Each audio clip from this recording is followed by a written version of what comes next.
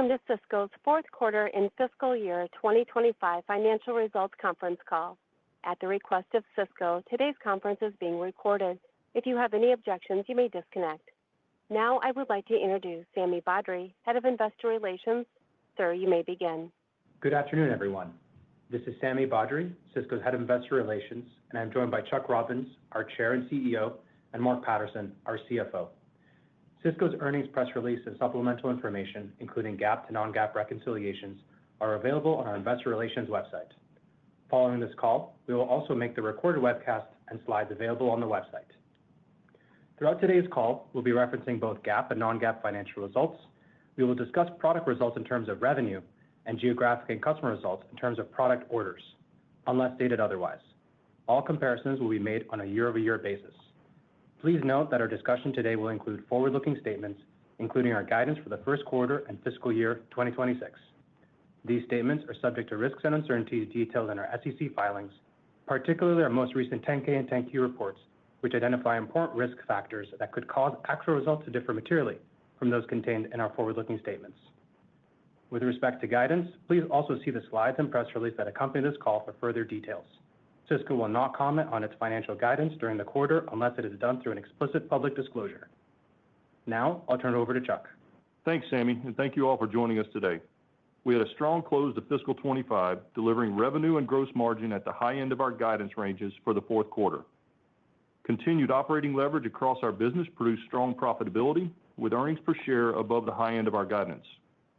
In addition, we generated solid growth in annualized recurring revenue, remaining performance obligations, and subscription revenue, which provides a strong foundation for our future performance. The profitable growth of our business continues to produce strong cash flows, supporting our commitment to deliver consistent capital returns. In Q4, we returned $2.9 billion in capital to our shareholders through share repurchases and dividends, bringing the total return in fiscal 25 to $12.4 billion in value, or 94% of free cash flow, surpassing the $12.1 billion Cisco returned to shareholders in fiscal 24. Overall, our FY25 performance has established a solid foundation as we turn our focus to delivering Cisco's strongest year yet in fiscal year 26, as indicated in our guidance. As we move into the next phase of AI, with agents autonomously conducting tasks alongside humans, the capacity requirements of the network will be compounded to accommodate both unprecedented levels of network traffic and an increasing threat landscape.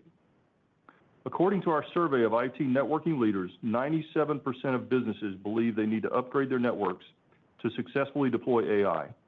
Having refreshed almost our entire product portfolio with industry-leading networking systems powered by Silicon One, AI-native security solutions, and software operating systems, Cisco is well-positioned to provide the critical infrastructure needed for the AI era. Now let me comment on the demand we saw in Q4, starting with record AI infrastructure orders received from web-scale customers. These orders exceeded $800 million in the quarter, bringing the total for fiscal year 25 to over $2 billion, more than double our original $1 billion target stated in Q4 of fiscal year 24. This demonstrates the undeniable capability and relevance of our technology for multiple back-end use cases with some of the most technologically advanced customers.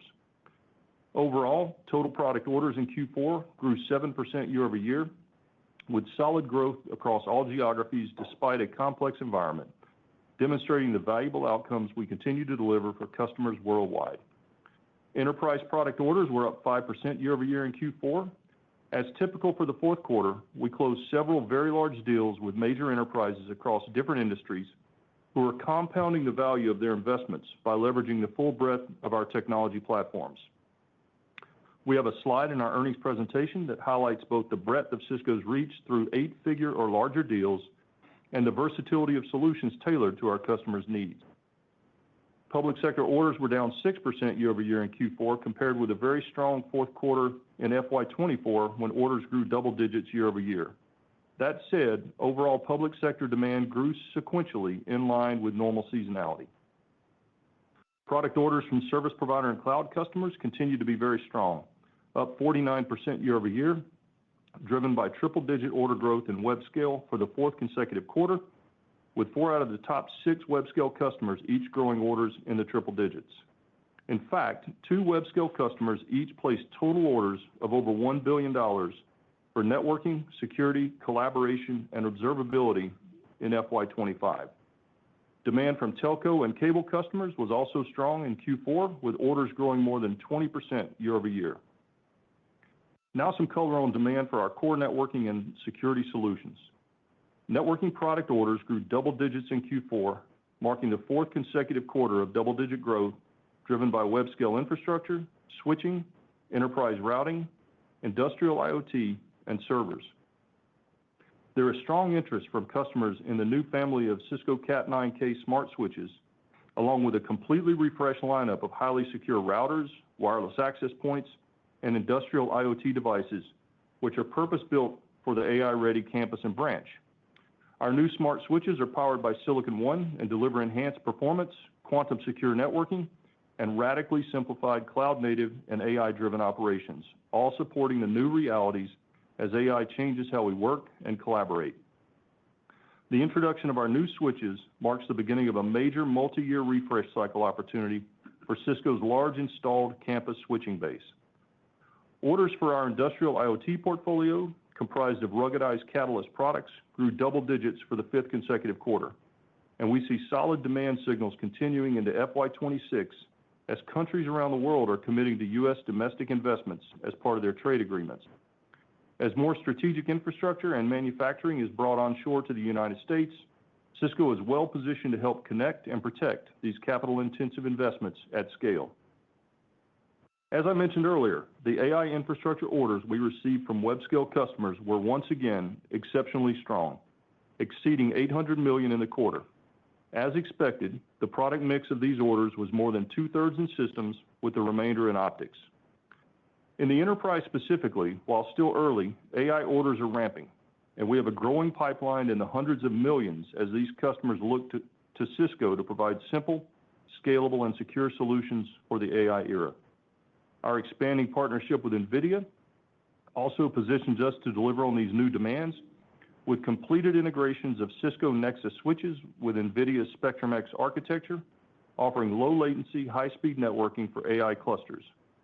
Additionally, the Cisco Secure AI Factory with NVIDIA provides a trusted blueprint for building secure, AI-ready data centers for enterprises, sovereign cloud providers, and newly emerging neocloud providers. We also see the opportunity with neocloud providers ramping, with several large deals in Q4 not included in the previously mentioned AI infrastructure orders. Our newly forged Middle East strategic partnerships, including Humane, G42, and Stargate UAE, are all progressing as planned, and we expect the sovereign AI opportunity to build momentum in the second half of fiscal year 26. We believe Cisco will be a core system provider for these significant AI training and inference cluster buildouts, and integral to their development and eventual hyperscaling. As we look holistically at the AI opportunity for Cisco, we frame it into three distinct but connected pillars. First, AI training infrastructure for web-scale customers. Combinations of our Cisco 8K, Silicon One, optics, and optical systems are being deployed by the largest web scalers, and we expect demand for these technologies from neocloud providers and sovereign customers to increase in fiscal year 26. Second, AI inference and enterprise clouds. Our accelerated innovation in hardware and software, coupled with our NVIDIA partnership, is designed to simplify, accelerate, and de-risk AI infrastructure deployments for the enterprise. And third, AI network connectivity. Customers are leveraging Cisco platforms to help modernize, secure, and automate their network operations to prepare for pervasive deployment of AI agents and applications. As we move towards agentic AI and the demand for inferencing expands to the enterprise and end-user networking environments, traffic on the network will reach unprecedented levels.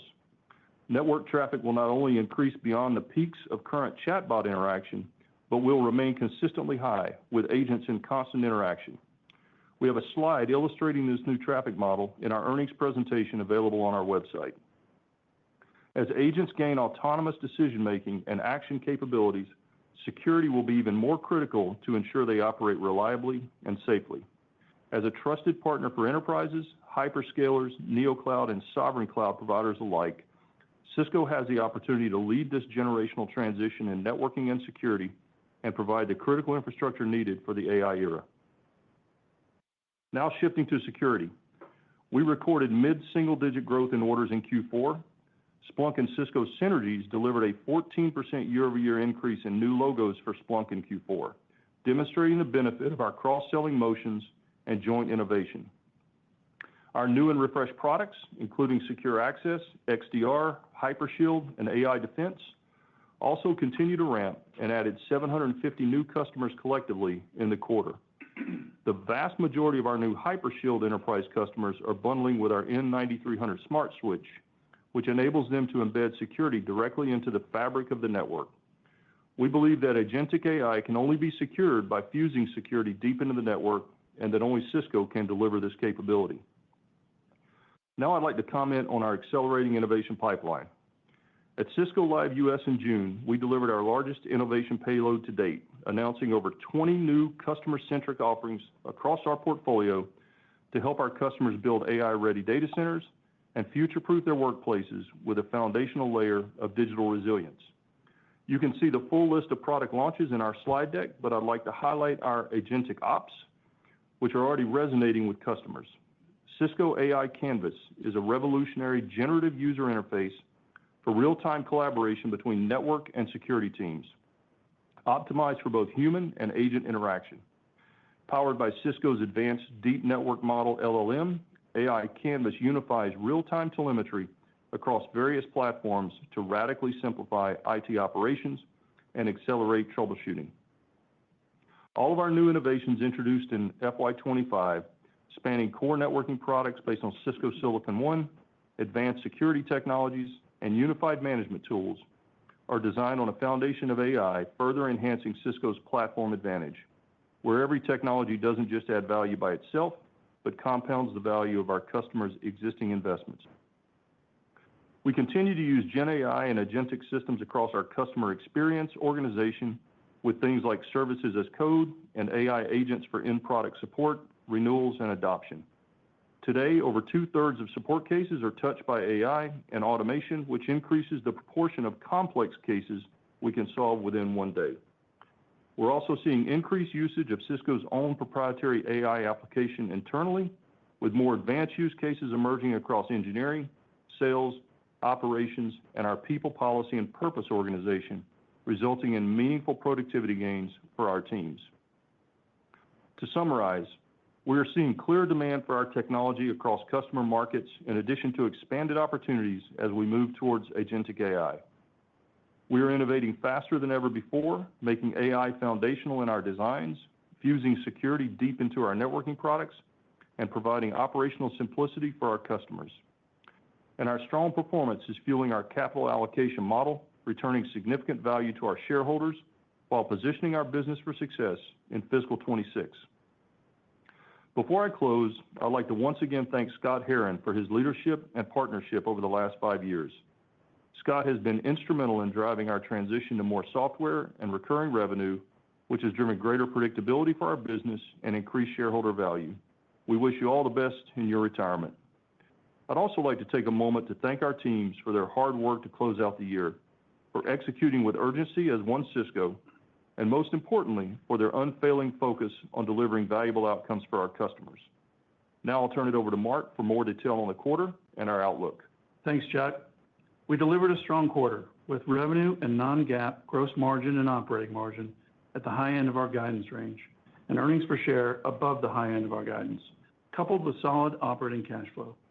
For the quarter, total revenue was $14.7 billion, up 8% year over year. Non-GAAP net income was $4 billion, up 12%.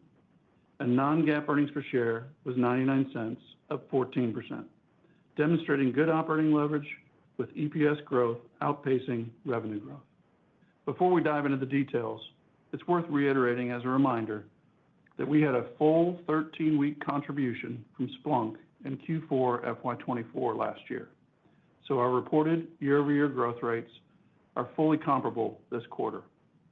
Looking at our Q4 revenue in more detail, total product revenue was $10.9 billion, up 10%. Services revenue was $3.8 billion, flat year-over-year. Networking was up 12%, with growth across most of the portfolio, led by double-digit growth in internet infrastructure and enterprise routing, as well as solid growth in switching, partially offset by a decline in servers. Security was up 9%, primarily driven by growth in our offerings from Splunk and SASE. Collaboration was up 2%, driven by solid growth in devices. Observability was up 4%, led by strong growth in Splunk and Thousand Eyes. Looking at our recurring metrics, total RPO was $43.5 billion, up 6%. Product RPO grew 8%, and total short-term RPO was $21.7 billion, up 4%.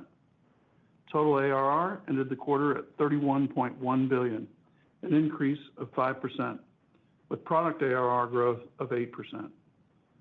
Total subscription revenue increased 3% to $7.9 billion and represents 54% of Cisco's total revenue.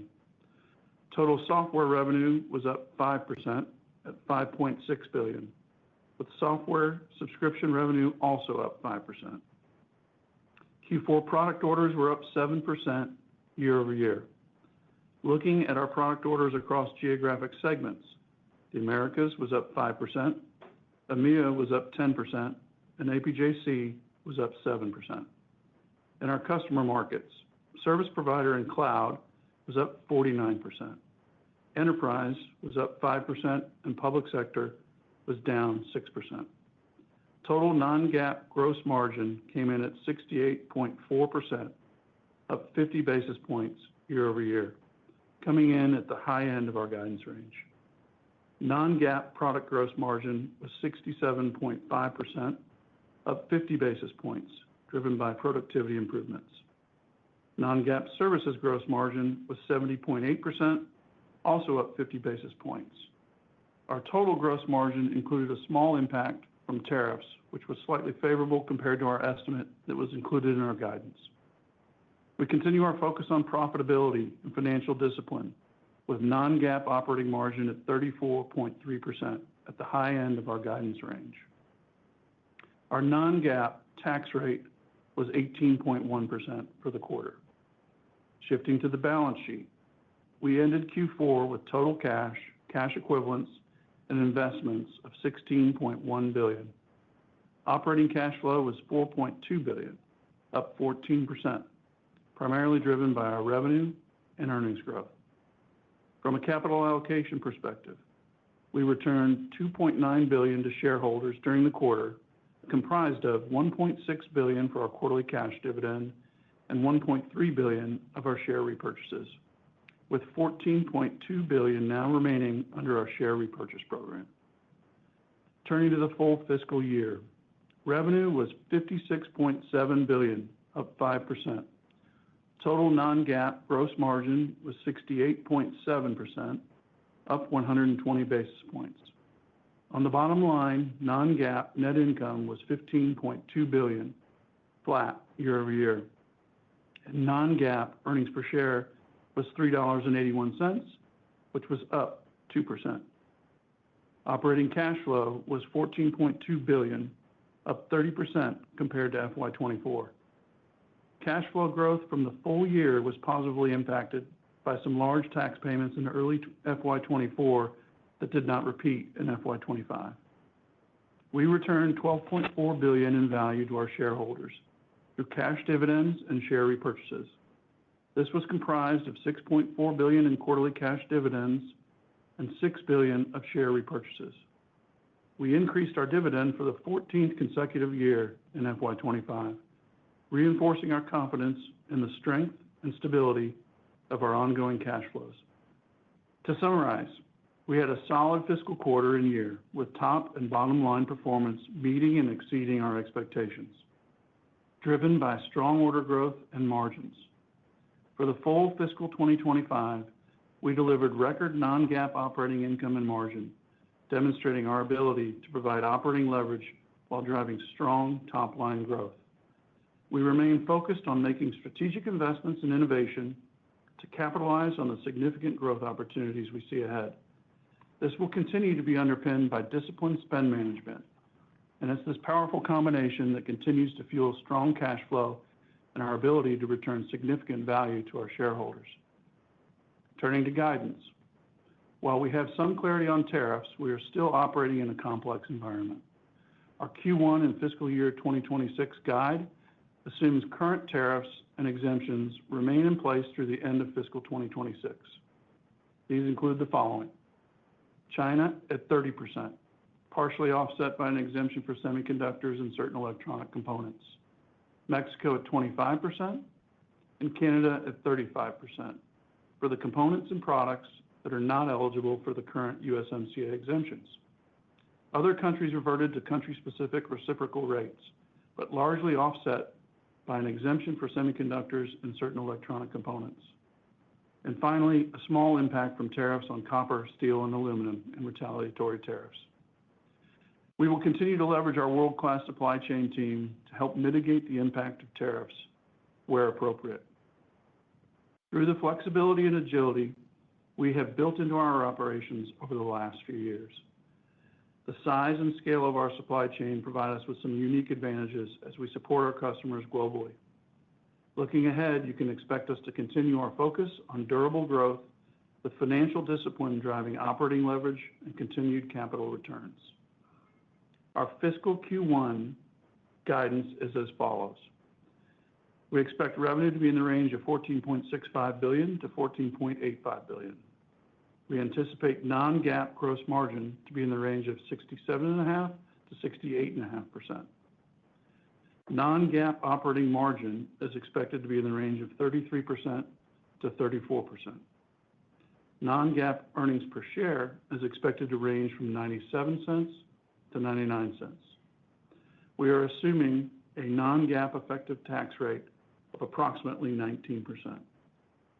For fiscal year 26, our guidance is as follows.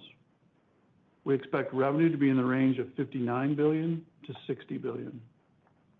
Non-GAAP earnings per share is expected to be in the range from $4 to $4.06. Sammy, let's now move into the Q&A. Thank you, Mark. Before we start the Q&A portion of the call, I would like to remind analysts to ask one question and a single follow-up question. Michelle, can we move to the first analyst in the queue? Thank you. Aaron Rakers with Wells Fargo. You may go ahead. Yeah, thanks for taking the question. I guess my first question is, looking at your guidance and given the commentary around the AI opportunity and reflective of sovereign starting to kick in into the second half of the fiscal year, just kind of taking the midpoints, it would seem to assume you've got some deceleration of growth from, call it, 6.5%, 7% guided for fiscal first quarter to about 4.5% going into the remaining three quarters. I'm curious, does that reflect conservatism? Is there any change in the demand environment that you're factoring in? I'm kind of curious how we bridge maybe that deceleration through the remaining quarters of the fiscal year. Hey, Aaron, thanks. So let me just say that the AI opportunity is clearly one that we've been pleased with our execution on. And as we look out at I think the dynamic that you're talking about is strictly connected to just year-over-year comps later in the year. I don't think it's not meant to signal any change in demand or anything that we think. I think one of the questions that I expect is does the campus refresh begin to kick in, and should that be a big revenue driver in next fiscal year? And if you think about the campus, the Cat 9K is in year 8 of this transition. So and lots of customers will take a lot of time to evaluate that and look at those products before they begin to deploy them. So we think that's going to kick in next year as well. And we're pleased with the progress we made on AI. But I think the annual progression is really related to comps. Mark, you have anything to add? No, I think that's right, Chuck. You have to think back as well. And prior year, other than Q4, that's the first quarter that really was apples to apples in terms of having Splunk in the prior year. So some of the growth rates, before Q4 were obviously higher than they would be otherwise. Thank you, Aaron. Michelle, we can move to the next analyst. Meta Marshall with Morgan Stanley. You may go ahead. Great. Thanks. Appreciate the question. Maybe a couple for me. Just one, how are you looking at security and business, maybe in particular, you're now anniversary at Splunk, as you guys just mentioned, but just kind of how are you looking at the growth outlook there as you have some kind of new products and old products cascading in? And then maybe second, just new CFO priorities would be great to kind of level set. Thanks. All right, why don't I cover security, and Mark, you can obviously cover CFO priorities. Meta, thanks for the questions. I would say that I am more optimistic about security coming out of last quarter, and I'll tell you why. Last quarter, I explained to all of you that we really have two sets of products. We have the set that is new and refreshed, and that's the SASE, XDR, HyperShield, AI Defense, as well as our refreshed firewall portfolio. And then we have the area of older products that are not huge investment areas for us right now, are kind of the long tail of the life cycle. And if you look at those new products, and new and refreshed, again, including our refreshed firewalls, we saw order growth during the quarter in excess of 20%. So they continue to have widespread adoption. But perhaps the metric that I think will give you more confidence here is if you take out U.S. federal, which had a tough year, as we all know, the rest of world security order growth in Q4 was up double digits. So we're seeing this ramp, and I think I said on last call, it's happening slower than I'd anticipated. A lot of it's because this stuff is ratable, but I feel good about where we are. We have 80 new HyperShield customers, largely connected to this new smart switch, so that strategy is working. And I would say that we had 480 plus new SSE customers during the quarter. So that's, our secure services edge is really getting good traction. And what I would say is, based on how we see this stuff evolving, I would see the growth rate continuing to improve as we get through the fiscal year this year. So that's the story on security. Mark, you want to take the second question? Sure. Thanks, Meta, for your question. First off, I just want to thank Scott. Been certainly a good partner for many years, and for the work that he's done with Cisco, and in particular, I think helping us make that transition to software and subscription. I've been with the company now 25 years in a variety of roles and responsibilities, and I think as I look ahead, we have significant opportunity, whether it's in AI infrastructure, in the web scale space, now in the nascent but growing enterprise AI opportunity, obviously neo clouds and the sovereign AI build out happening. Also, you look to cybersecurity and how we've improved our hand there with Splunk, and then the campus refresh that we've got ahead of us, which will be multi-year. I think we've got great opportunity, and what I really want to do is make sure that we're funded for success, and we're looking at those opportunities for what do we need to do to be successful. I also think in terms of expectations of me, you can expect that I will be focused on durable, profitable growth, obviously, financial discipline and transparency, and really just returning value to the shareholders. Thanks. Thanks. I want to add one more thing, Meta, on the security front that I failed to mention.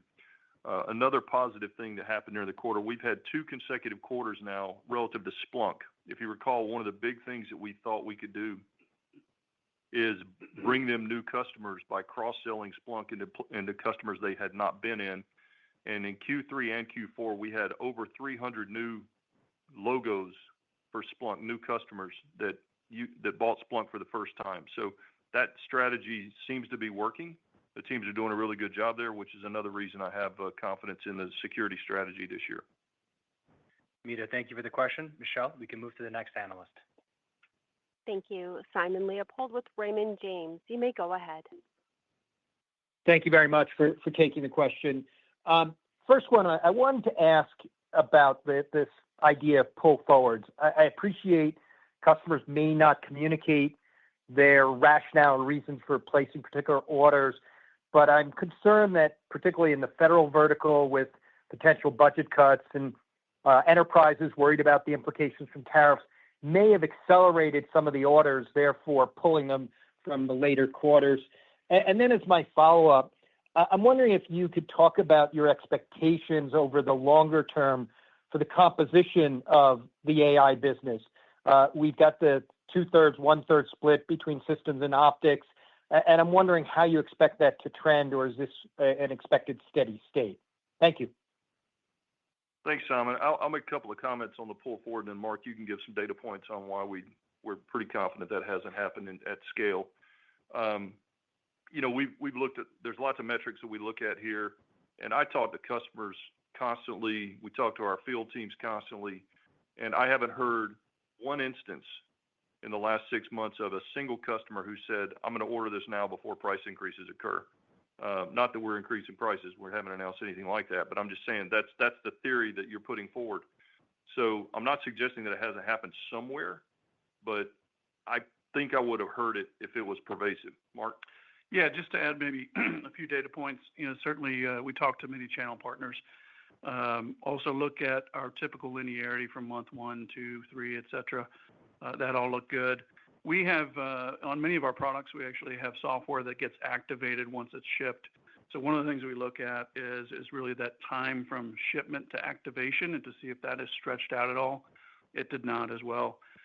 We also look at ship dates, requested from customers. And if those are sliding, then that might be an indication that they don't really want the gear yet, but they wanted to get an order in early. Didn't see any issue there either.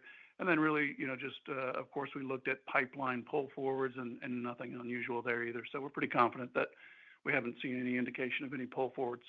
Thanks. And Simon, on your second question, the AI business composition, specifically in the back-end networks today of the cloud providers, I don't see anything that would indicate a massive shift there. Based on the conversations we're having with them, I haven't heard anything that would lead me to believe that shift changes meaningfully. Thank you, Simon. Michelle, we can move to the next analyst. Thank you. Samik Chatterjee with JP Morgan. You may go ahead, sir. Yep, great. Thank you for taking my question. Maybe, Chuck, if I can sort of ask you more on the networking cycle here, particularly that there was a period of time that you went through a digestion with customers, and then you started to see the recovery in the networking cycle. There's been 2 quarters of solid growth on that front. As you think about next year or fiscal 26, how do you sort of see that growth sustaining, particularly if we sort of put aside the new upgrades in relation to Cat 9K-led upgrades that you're looking at? Like, where are customers in terms of their intent to upgrade legacy infrastructure? And basically what I'm trying to get to is at the Investor Day, you had talked about 2 to 5% being the range of networking through the medium term. And where do you think you land on that front in fiscal 26? Thank you. Thanks, Samik. I think that, if you step back, there's 2 things going on. There's this there's AI revolution that we can talk about, and then there's the refresh opportunity. And if you think about the AI revolution, what we are seeing, and we've seen this with transitions over the last decade or so, that we tend to see these things begin first in the cloud providers, which we're clearly seeing the AI play in the cloud providers. Then we see it shift into the enterprise, we see it shift from the back end, in this case, from the back end to the front end. We believe that will occur as enterprises start using more of these services. And then enterprises will also build out inferencing, as we know, on-prem in addition to that. And we're even seeing the telco business actually pick up as they're actually telling us they're increasing their network capacity and they're modernizing their infrastructure in preparation for AI. So we think that AI is going to drive network modernization across all of these segments. And then you have the campus upgrade, which we really haven't started yet. And if you think about what the comment I made earlier, we got routing refresh. We've got a lot of new technology in our data center networking business, which, by the way, grew mid-teens orders last fiscal year in the enterprise. We have Wi-Fi 7, which grew triple digits year over year. So we're seeing good uptake there. And we got the new campus products. But the new campus switching, again, we're in year 8 of the Cat 9K. And honestly, if you look at products that were pre-Cat 9K that are still installed in our customer base, there's tens of billions of dollars of install base that's there that we can go after. So we think that all of that leads us to feel very confident about maintaining the range that we provided at Analyst Day on core networking. Thank you, Samik. Michelle, we can move to the next analyst. Thank you. Michael Ng with Goldman Sachs, you may go ahead. Hey, good afternoon. Thank you for the question. I just have two as well. First on AI, I was wondering if you could talk about, the greater than $2 billion AI orders this year. Did that translate into revenue in the year? And, how should we think about that translating into revenue for next? And then second, just on networking, I was wondering if you could talk a little bit about, the orders in the quarter by, subsegment, campus and data center switching, wireless, routing, and any kind of notable inflections that you would call out in any of those product categories. Thank you. Sure, Michael. Let me take some comments first on I want to just give the clarity on the web scale business and what it looked like, and then Mark can talk about the revenue in FY25 related to their AI infrastructure orders. So I just want to make sure everybody understands our web scale business. First of all, we sell technology into the back end. We sell technology into the front end or the traditional cloud networks, and we sell our enterprise portfolio to these customers as well. And if you look at our entire portfolio, these customers in aggregate grew triple digits 4 quarters in a row from an orders perspective. We had 4 of them that grew triple digit in Q4 by themselves. And as I said in my prepared remarks, we had 2 of these customers across the portfolio that placed orders in excess of $1 billion each in fiscal year 25. So if you think back 5 years ago when we were talking about our strategy in this space, this was definitely not the case. So we feel good about the progress we made. And then I think you understood on the AI infrastructure, we had greater than $800 million in orders during the quarter, and we have greater than $2 billion on the year, more than double our original target. Mark, you want to talk a little bit about the revenue? Sure, yeah. In terms of revenue and shipments related to those AI orders, those really just progressed and ramped like we expected during FY25. So for the full year, we recognized right about $1 billion in revenue related to those. So we recognize roughly $1 billion of revenue on the AI back-end orders that we've taken from the web scale customers during fiscal year 25. Thank you, Michael. Michelle, we can move to the next analyst. Thank you. Amit Daryanani with Evercore, you may go ahead. Yep.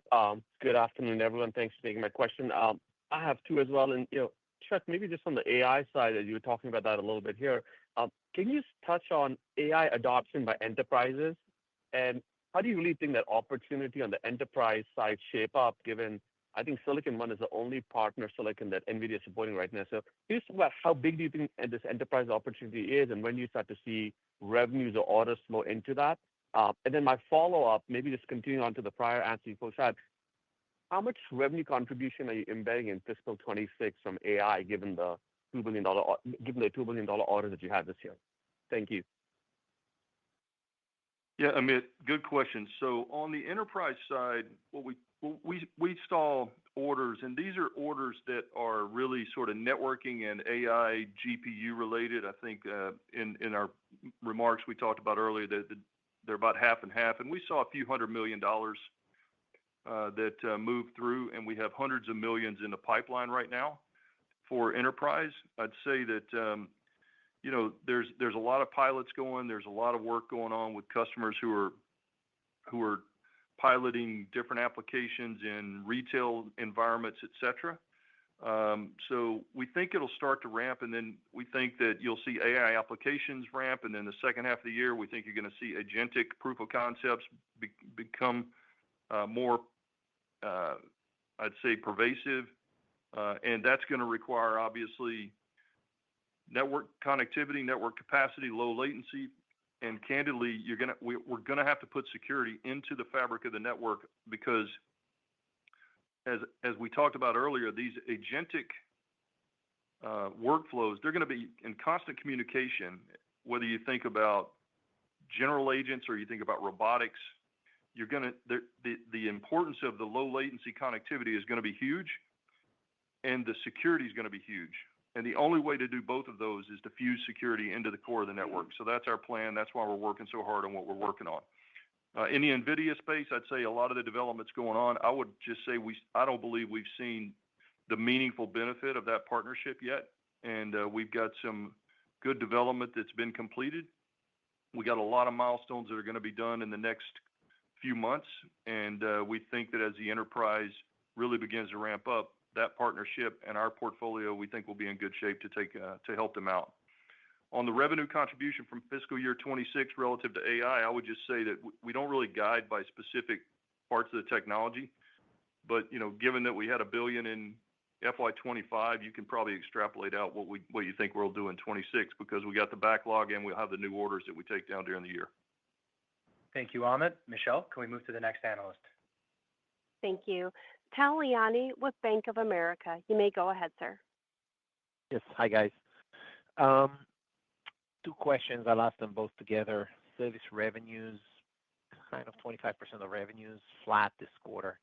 And if you look at the trend line over the last 5 quarters, the growth decelerated from 6.5% to 5.5% to 2.5%, now 0.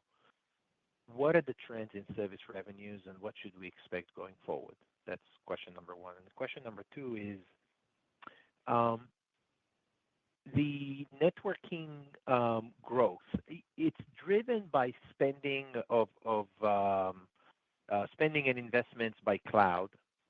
How much risk is there that this year is a phenomenal year for spending and trends would slow down next year just because Oracle is not going to grow again another 150% and Meta is not going to grow again another 70-80%, etc. So what's the sustainability of these growth rates in your view? Thanks. Yeah, hey, Tal, it's Mark. So thanks for the question. I think I'll take the service one, then I'll let Chuck answer your second question. So on the services, if you go back a year ago and even a little bit longer ago, you saw a lot of professional services that we did, really helping our customers and our partners, frankly, working hand in hand to implement a lot of that gear that we had shipped. If you remember all that excess backlog that we sort of unloaded on our customers, if you will, we were helping do that. So that drove nice growth in our services business for a while.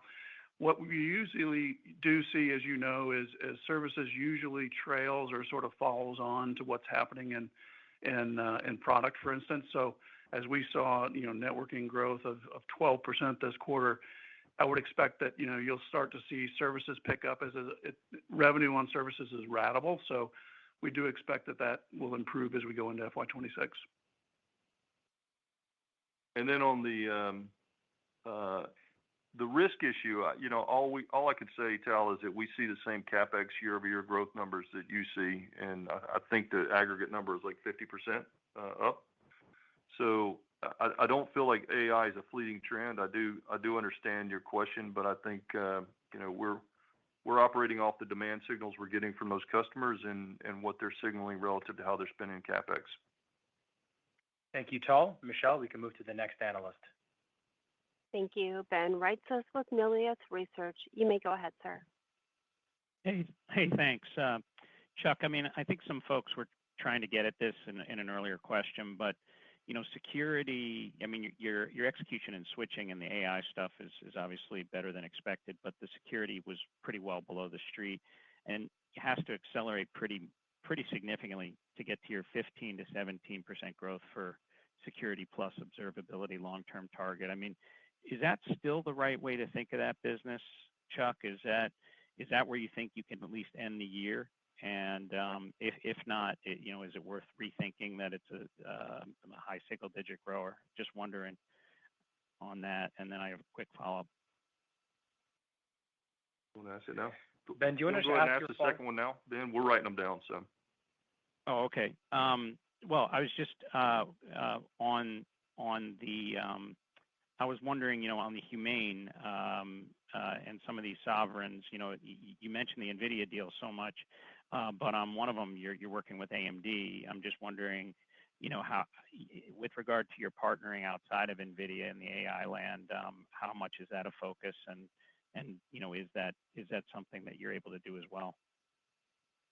Yeah. So first of all, I gave you the data earlier when I was talking about security, and I talked about the fact that ex-Fed, we saw security orders grow in double digits, which is pretty positive compared to where we've been. And these new and refreshed products that I talked about that included Secure Access, XDR, Hypershield, AI Defense, new firewalls, and identity, which is super important these days in agentic, the refreshed identity portfolio. We saw that growing in excess of 20%. And that's currently about 2/3 of the organic security portfolio. So through the year, what you're going to see is that just continue to become a bigger and bigger part, so that the third, that's sort of the legacy stuff, will have a lower impact. We'll continue to have a lower and lower negative impact on that as we get through the year. So to answer your question directly, number one, I don't think we should change those ranges. Number two, do I believe we'll exit the year at it? I think we're going to exit the year either near it or on a path to get there pretty soon after that. That's first. On the humane and on the sovereign side, we are working very closely with AMD on a couple of those, and you should assume that we will have a very, very tight partnership with them as well, so that primarily so that we can deliver highly integrated solutions to these customers as we work with them going forward. So Lisa and I talk fairly regularly. As you all know, she used to be on our board, so we have a great relationship, and you should assume that we'll have a tight partnership where we need to deliver outcomes for these customers. Thank you, Ben. Michelle, we can move to the next analyst. James Fish with Piper Sandler. You may go ahead, sir. Hey, thanks for the questions here, guys. I know Chuck Mehta asked about this a little bit earlier. Is there a way to think about, for every $1 of Cat 9K refresh, how many dollars are kind of coming off of the other solutions, be it wireless LAN, firewall, other security products? And just to follow up on the last question here, anniversary and Splunk, how are you guys thinking about your own use of capital, given big M&A and security? Once again, I'm surprised I'm the first one to ask about this, given the CyberArk deal. And how are you thinking about that identity and privileged access space, given you're going to have more AI to AI or machine to machine interactions occurring in the future? Yeah. So, Mark, feel free to comment, but I don't think there's a way to really correlate. I didn't completely understand that first question about the correlation. Yeah, I think he's asking, can you correlate the Cat 9K to sort of other campus devices around it, if you will? It actually sounds like a great idea. I'd love for that model. But there's so many other, new devices that we launched as well, if you will. I mean, the smart routers, the smart switches, but also new Wi-Fi access points, et cetera. So it's definitely something that we'll take a look at, but I don't think it's that easy, if you will. So on the second one, Mark, let's talk about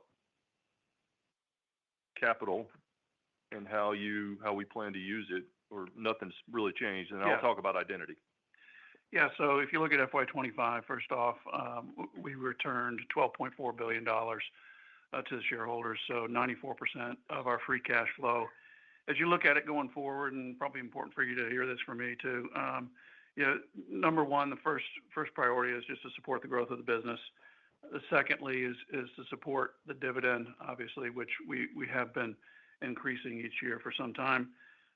Another is just to really offset dilution, would be the third priority. And then fourth, I'd just say being opportunistic on how we can additionally bring value to our shareholders. And then specifically on identity in relation to the announced acquisition, I think that actually underscores what we've known for 10+ years, which is the importance of identity in zero trust architectures. It's a core pillar of our platform strategy. It's not an add-on. We have great leadership in this space, a lot of deep knowledge and innovation with Duo and ICE, strategic acquisitions like Duo and Ort that we already have on board. Q4 Duo growth was off the charts with a lot of the new capabilities that the teams have built in for the customers, as customers just today look at zero trust architectures relative to their employees. But we're already working on agentic identity, which is something that's really important. And I think that, the good news for us is we don't have to wait for an acquisition to close. We have a lot of great talent that's already working on this. And again, I think that the advantage that we're going to have here with with identity and agentic security is that you're going to have to do it real time. And we are the only company that has networking and security and identity, specifically within security. So we think that gives us an advantage. Thank you, Jim. Michelle, we can move to the next analyst. Thank you. David Vogt with UBS. You may go ahead, sir. Great. Thanks, guys, for taking my questions. I have two as well. So, Chuck, I recognize you don't guide to specific product growth, but if I think about your order intake, has been averaging at least kind of roughly 50% on average for SP. And if I use that as a proxy in fiscal 26, it looks like, AI could add, about 2 points of revenue growth to sort of the networking business in 26. And is that kind of the right way to frame it? And the rest is really the recovery or maybe the refresh cycle in campus and strength in enterprise. And then, Mark, my second question for you is I appreciate all the detail on the tariff impact.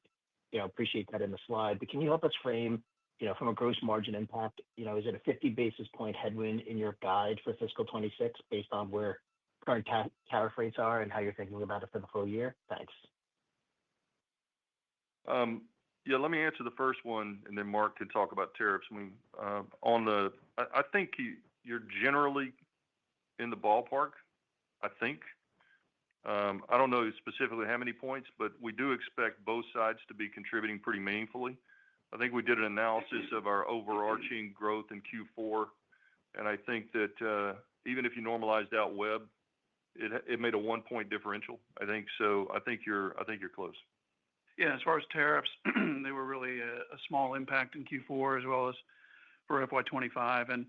And rather than sizing the dollar amount, what I really wanted to do was give you the assumptions that underpin the guide and really reinforce that the components that are part of that. Certainly, China at 30% with the continuing offset by the exemption for the semiconductors and certain electronic components. Mexico at 25%, Canada at 35%, and those are only for the components that do not qualify under USMCA.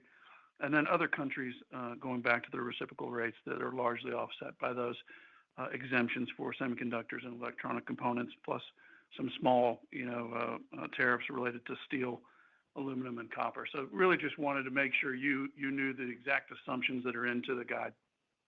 Yeah, it's very difficult to include anything that hasn't been announced yet because it's such a dynamic environment. Thank you, David. Michelle, we can move to the next analyst. Thank you. Karl Ackerman with BNP Paribas. You may go ahead, sir. Yes, thank you. Two for me as well, and I'll ask them at the same time. Within your fiscal 26 outlook, I was hoping you could rank order the segments that give you the most conviction in hitting the target that you laid out. Second, Chuck, you indicated that Silicon One should grow as a portion of your Nexus smart switches over time, and I was hoping you could discuss whether Silicon One can represent half of your switch ASICs in the next 3 years. Thank you. That's a great question. So if I rank order the segments, I'd say I still remain very optimistic on SP. Probably secondly enterprise, and probably third public sector. But I would like to comment on public sector and give you all another data point. Our overall order growth or bookings growth of 7%. If you take out federal, the rest of the world grew at 10%. So we saw good performance outside of federal. When we think about federal in fiscal year 26, just to put it in perspective, our teams are forecasting a return to growth for federal during this fiscal year. Now, it's not going to be the same low. It's not going to be as high of growth as we saw a decline. So we'll still be below FY25 levels. But the good news is they're forecasting growth. So that's better. But I still think I would stack rank them service provider, enterprise, and service provider, including cloud, obviously. And then enterprise and public sector. On the Nexus portfolio, so you've got, I think we've got the 800 gig Nexus product that is Silicon One based. We've got the smart switches that will be Silicon One based. So it's our intent to actually drive this as fast as we possibly can. And so I think your assumption is not too far off. Thank you, Karl. Michelle, can we move to the next analyst? Thank you. Atif Malik with Citi. You may go ahead. Hi, it's Adrienne Colby for Atif. Thank you for the question. The EMEA orders accelerated in the quarter, and I was hoping you could provide some color there. And also wanted to just circle back on the sovereign AI opportunities about your expectations in terms of order flow and revenue recognition there. Thank you. Okay, great. So if you look at EMEA, we saw 10% overall orders. Enterprise was up in the mid-teens, public sector roughly flat, SP in the mid-teens. We saw strength in the UK, Germany, Saudi. SP was strong, security was strong. Obviously flat in public sector. We'd like to see it a little better. And I think there in Europe, I think we see opportunities. There's a couple things going on. Number one, there's a lot of focus on sovereignty and a lot of focus on building out their own tech stack and tech solutions. In many cases, they're very keen on having on-prem solutions, like think on-prem Splunk or on-prem WebEx. From a sovereignty and geopolitical perspective, that's just where they're going. So we think the opportunity there and the defense spending and everything else, we think that will continue to be a good opportunity for us in Europe. In that space, obviously, in Europe, Middle East, Africa, we've got the couple of sovereigns that we've announced, and we have not taken any orders from them yet. We've been in the planning phases with them.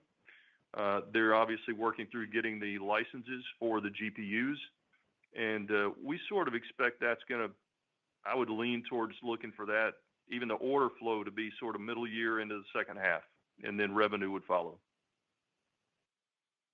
Thank you, Adrian. Michelle, can we move to the final question from the analyst queue? Thank you. Sebastian Naji with William Blair. You may go ahead. Yeah, thank you for squeezing me in. My first question is on the back-end AI network opportunity, but maybe a little bit more longer term. There's a lot of chatter from your main silicon competitor about new chips that are going to enable Ethernet for scale-up connectivity, so within the racks. I wanted just to ask what your expectations are for Ethernet and scale-up going forward, and if we should expect new Silicon One announcements tailored to that opportunity. And then my second question is just on the campus network. You announced the integration of Meraki and Catalyst platforms at Cisco Live, and I think the reactions have been generally pretty positive. But I'm wondering if you expect this to shift behavior in hardware purchases at all. So could we see, for example, outside strength in Meraki and slower demand for Catalyst or vice versa in the next few years? Yeah, two great questions. So I think on the back end side, as I've said before, the two in the networking side, the two areas where the value is really derived is either in the silicon or in the software. And so given that many of these folks are using a lot of their own operating systems, you have to have silicon to play in the first place. So the good news is we do. Then when you look at when you look at this scale up opportunity in the back end and the hyperscalers, in most cases they're not using the clusters with the scale up inside the cluster. They're using native connectivity within the clusters and then between clusters. And we think that probably remains the predominant play. We're seeing the desire for some of these clusters in neo clouds, et cetera, because they're easy, but there's still a connectivity layer, obviously, between the clusters.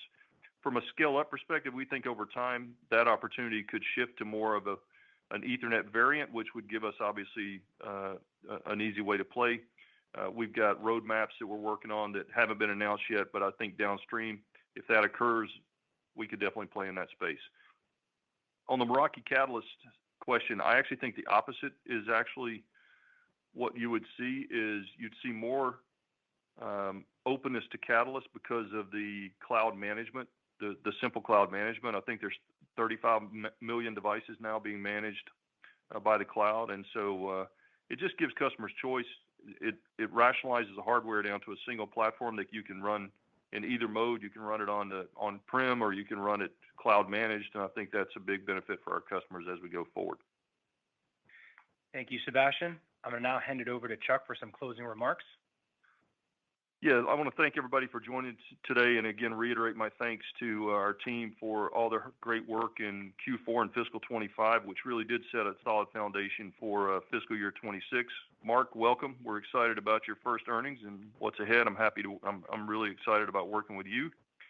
Obviously, we see good demand for our technology. We see great things working across a great portion of our portfolio. AI is clearly a major tailwind. The web scale momentum, the emergence of the enterprise, the sovereign, and the neocloud opportunities. We've got the agentic phase coming along. I feel good about where we are. I feel good about the performance. We still have to continue to execute, and we feel really good that we've got the business positioned for success in 26. There are certainly a lot of dynamics in a very complex world that we're all managing on a daily basis, but based on what we can control, we feel really good about it. I want to thank you for being with us once again, and Sammy, I'll turn it back over to you. Thanks, Chuck.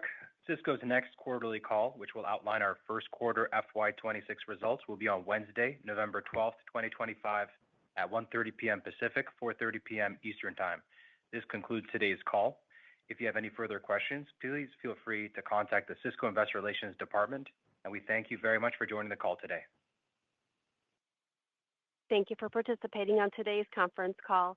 If you would like to listen to the call in its entirety, you may call 1-800-391-9853. For participants dialing from outside the U.S., please dial 203-369-3269. This concludes today's call. You may disconnect at this time.